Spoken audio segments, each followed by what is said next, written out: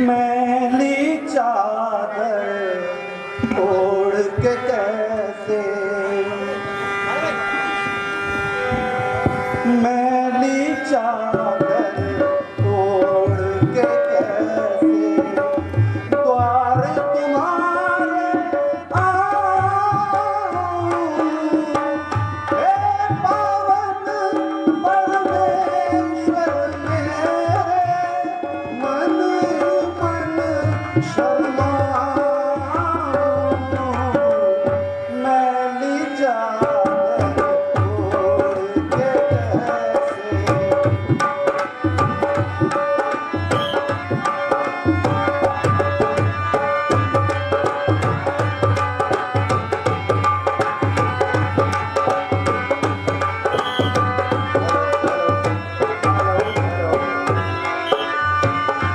तूने मुझको जग में भेजा, निर्मल लेकर दाया, आदर के संसार में मैंने इसको दाग लगाया, जन्म जन्म शरणागत आना चाहता है। क्या कहा?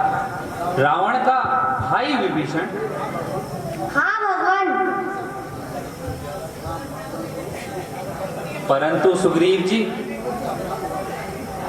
उससे क्या अपराध हुआ जो उसने लंका का त्याग कर दिया? सुना है विभीषण रावण के इन सभी कार्यों को अनुचित कहा होगा, इसी कारण दोनों में झगड़ा हो गया, जिससे रावण के क्रोध को पाकर विभीषण को रहा न गया, तो रावण ने लंका की सीमा से बाहर निकाल दिया। तो सुग्रीव जी, आपका इस संबंध में क्या सुझाव है? क्या विभीषण वास्तव में शरणागत बनने योग्य है? यह विषय ऐसा नहीं है। मेरी सहमति से तो इसका निर्णय किया जाए। मेरे विचार से सबकी सहमति आवश्यक है।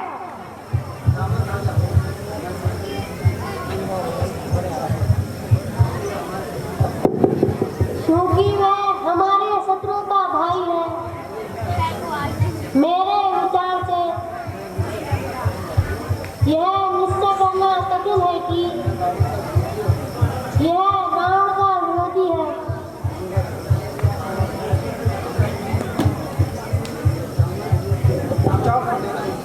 जामन जी का कहना उचित है और हम सबकी सहमति भी यही है कि विभीषण किसी पाखंड को लेकर यहाँ आया होगा। अतः भगवान सोच समझकर विचार करना चाहिए। मेरे विचार से तो हनुमान जी की सहमति उत्तम रहेगी, क्योंकि हमारी सेना की सहमति और विचारों पर आश्रित हनुमान जी पर आश्रित है। हे पवन पुत्र हनुमान जी, आपका इस विषय में क्या विचार है? क्या विभीषण वास्तव में विश्वास के पात्र हैं?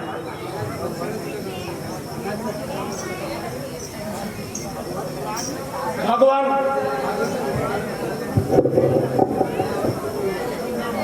मैं और कुछ नहीं जानता और ना ही कुछ कह सकता हूं, किंतु मुझे इतना कहना है कि अगर विभीषण उस समय ना होते जब मैं रावण के सम्मुख था, तो मेरे प्राण ना बचते प्रभु। मैं कदापि जीवित लौट के नहीं आता।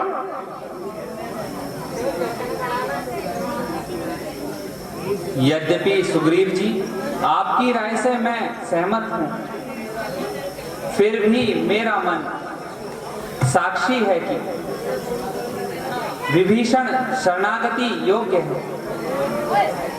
यदि मान भी लिया जाए कि उसका इरादा अच्छा नहीं, तो वह जीवित बचकर कहां जाएगा। और यदि सुग्रीव जी विभीषण हमारी शरण में आया तो उसको निराश करना अनुचित होगा। मैं उसका सच्चा साथी हूं, जो तन मन से यहाँ आवत है। मैं उसका सच्चा साथी हूं, जो शरणागत में आवत है।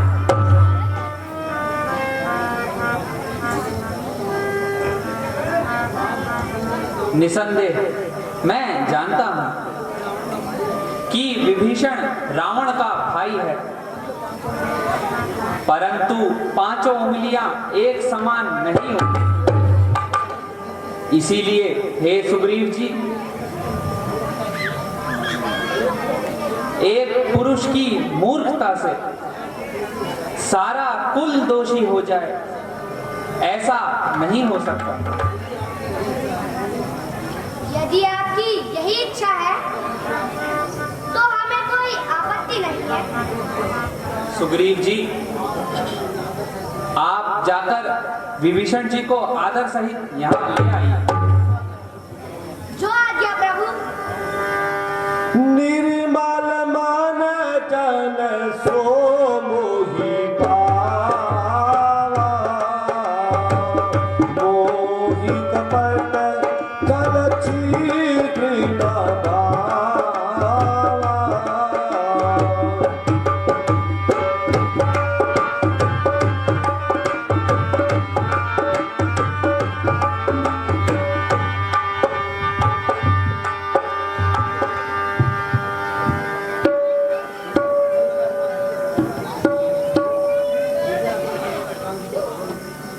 मुझे अपने चरणों में स्थान दीजिए भगवान।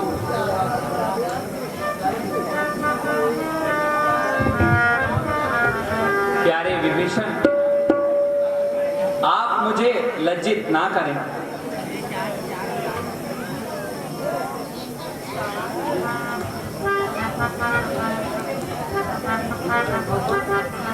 भगवान,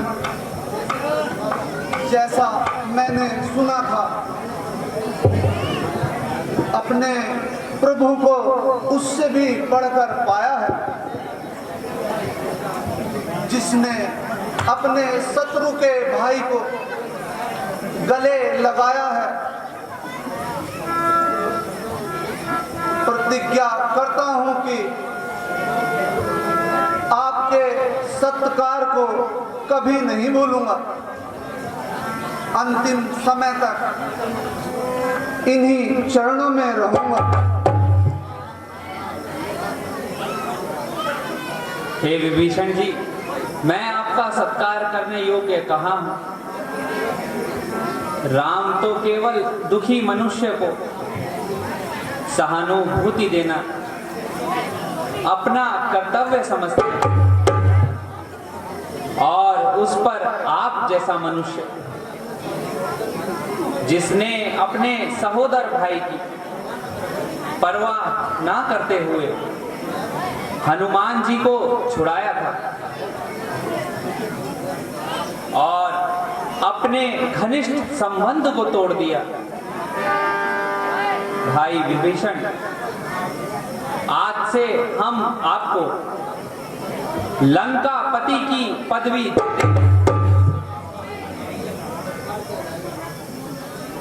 यहाँ पर आपका सभी प्रकार से सत्कार किया जाएगा,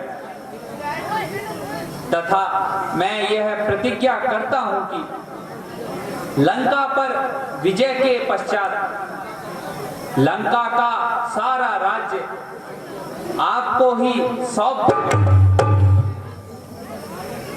सुग्रीव जी,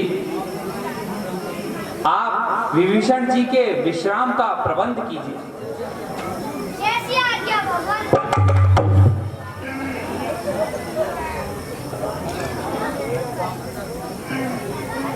अच्छा सुग्रीव जी, हमें अब यह विचार करना चाहिए कि यह अथाह समुद्र किस प्रकार पार किया जाए।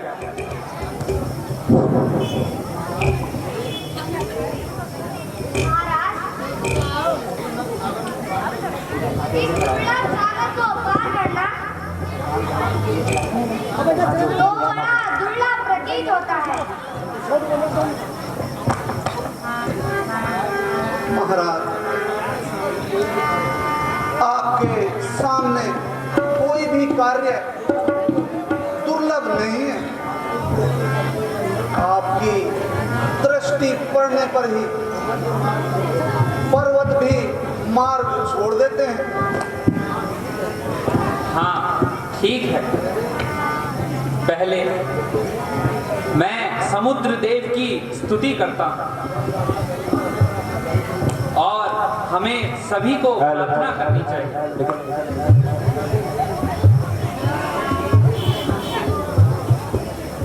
तत्पश्चात समुद्र देव हमें जाने के लिए मार्ग देंगे।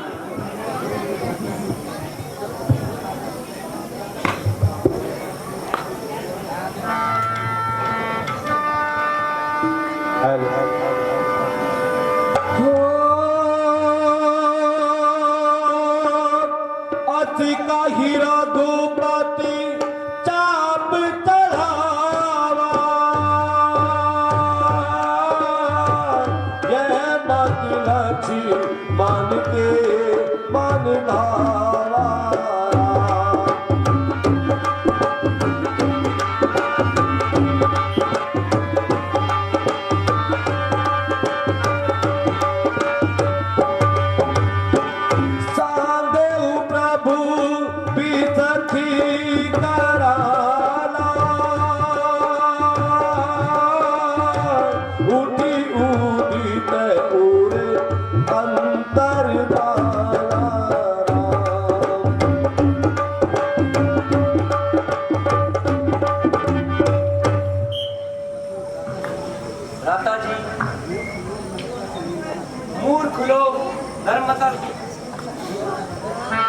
मूर्ख लोग नर्मदा से नहीं माना करते। नीच प्रकृति अधीनता को नहीं पहचाना करते। जब तक आपके क्रोध की याचना में नहीं सहेगा तब तक यह अभिमानी मार्ग नहीं लेगा। भैया लक्ष्मण, क्रोध को शांति का पाठ पढ़ाना व कंजूस को दान की शिक्षा देना सदैव ही निष्फल होती है। अभिमानी के सामने हाथ जोड़कर प्रार्थना करने पर उसका फल सदैव घातक होता है। लो, अब मैं अग्नि बाण चलाकर इस समुद्र को सुखा देता हूं।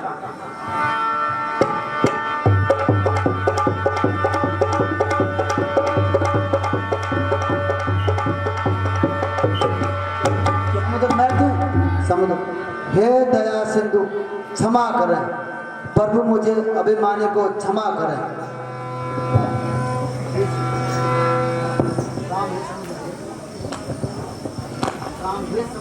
हे समुद्र देव, हमने आपसे बहुत विनती की परंतु आपने हमारी प्रार्थना नहीं सुनी और अभिमान के वश होकर हमारी नम्रता का अनुचित लाभ उठाया।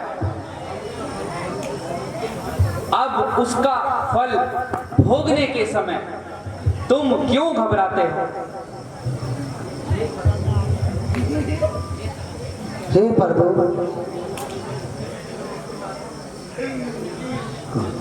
आपका क्रोध पल्ले के समान है आपका बाण अनेकों ब्राह्मणों का नाश कर सकता है। मुझे अपना दास बनाकर इस भयंकर बाण का अभयदान दीजिए। अच्छा,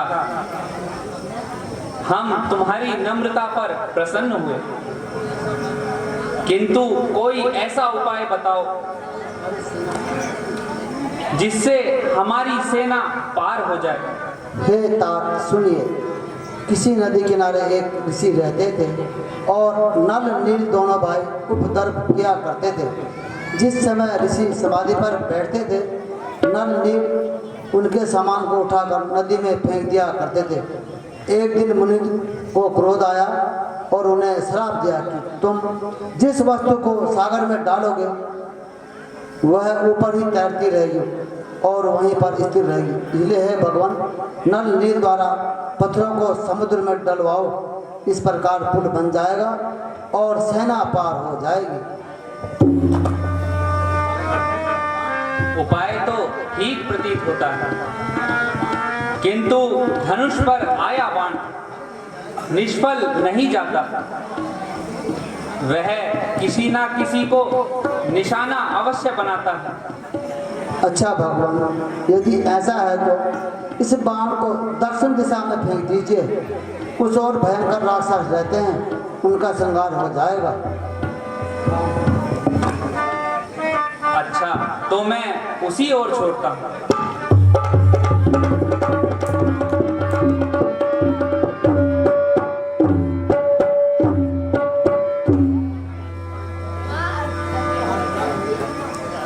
नल और नील, अब तुम अन्य वानरों सहित जाओ और जितनी जल्दी हो सके पुल का निर्माण करवाओ।